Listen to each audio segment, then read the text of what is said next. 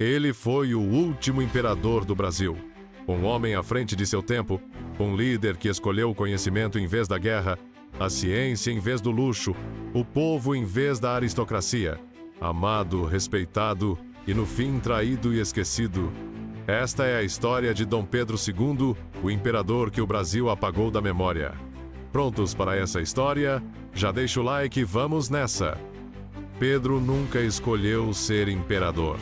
Aos 5 anos, perdeu o pai, Dom Pedro I, que abdicou do trono e fugiu para Portugal. Sua infância foi substituída por longos anos de estudo, preparando-se para governar um país continental. Aos 14 anos, foi declarado maior de idade. Não havia mais tempo para ser criança. Agora, ele governaria um império. Diferente da maioria dos monarcas da época, Dom Pedro II não se interessava por luxo ou guerras. Seu verdadeiro poder vinha do conhecimento. Ele era um intelectual, um cientista e um amante das artes.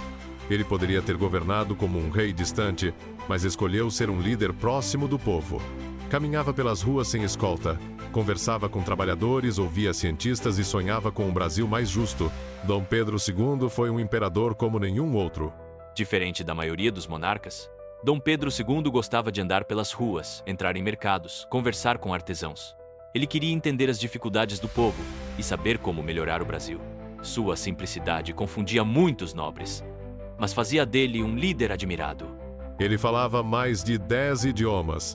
Lia sobre astronomia, história e filosofia. Conversava por cartas com cientistas como Charles Darwin e Victor Hugo.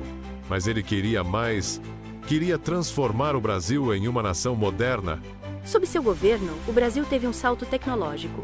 Ele trouxe o telégrafo, incentivou a construção de ferrovias e ajudou a espalhar a fotografia pelo país. Poucos sabem, mas Dom Pedro II foi um dos primeiros líderes mundiais a testar o telefone de Graham Bell. Ele estava obcecado pelo futuro. Mas seu maior projeto era a educação. Ele acreditava que só com conhecimento o Brasil poderia se tornar uma potência. Dom Pedro II criou centenas de escolas, trouxe professores estrangeiros e financiou jovens brasileiros para estudarem fora do país. Ele dizia: uma nação só se faz com homens sábios e uma sociedade justa. Mas havia uma grande sombra sobre o Brasil, a escravidão. Enquanto países como Inglaterra e França já haviam abolido o trabalho forçado, o Brasil ainda dependia dele. Dom Pedro II sempre se posicionou contra a escravidão, mas sabia que um decreto poderia causar revoltas e derrubar a monarquia. Por isso, ele começou um processo gradual de libertação. A solução foi agir aos poucos. Em 1850, foi proibido o tráfico de escravizados.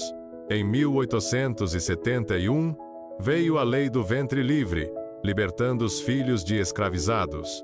Em 1885, a Lei dos Sexagenários concedia liberdade aos mais velhos. Mas a pressão crescia, e a decisão final não coube a Dom Pedro II. Quando Dom Pedro II adoeceu e teve que viajar para a Europa, coube a sua filha, Princesa Isabel, assinar a Lei Áurea em 1888. Foi um ato de coragem, mas selou o fim da monarquia. A abolição da escravidão fez com que a elite rural se voltasse contra a coroa. Em 1889, um golpe militar pôs fim ao império. Dom Pedro II foi expulso do Brasil sem poder contestar. Ele recusou qualquer plano para retomar o trono. Morreu pobre, em um hotel simples na França. Seu único pedido? Ser enterrado com um punhado de terra do Brasil. O país que ele nunca deixou de amar.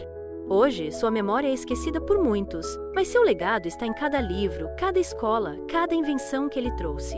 Dom Pedro II não foi apenas um imperador, ele foi um visionário. O Brasil que ele sonhou nunca chegou a existir completamente, mas seus ideais continuam vivos. A educação, a ciência, a modernização, tudo isso ainda é um reflexo de um imperador que colocou seu povo acima de si mesmo. E se Dom Pedro II tivesse continuado no poder, o Brasil poderia ter seguido um caminho mais justo e moderno? Essa é a grande pergunta que a história nos deixa. Se você gostou desta história, já sabe, deixa o like e me segue para não perder nenhum vídeo sobre história, ciência e o universo. Isso ajuda muito o canal a crescer e trazer mais conteúdos épicos como esse. Te espero no próximo vídeo.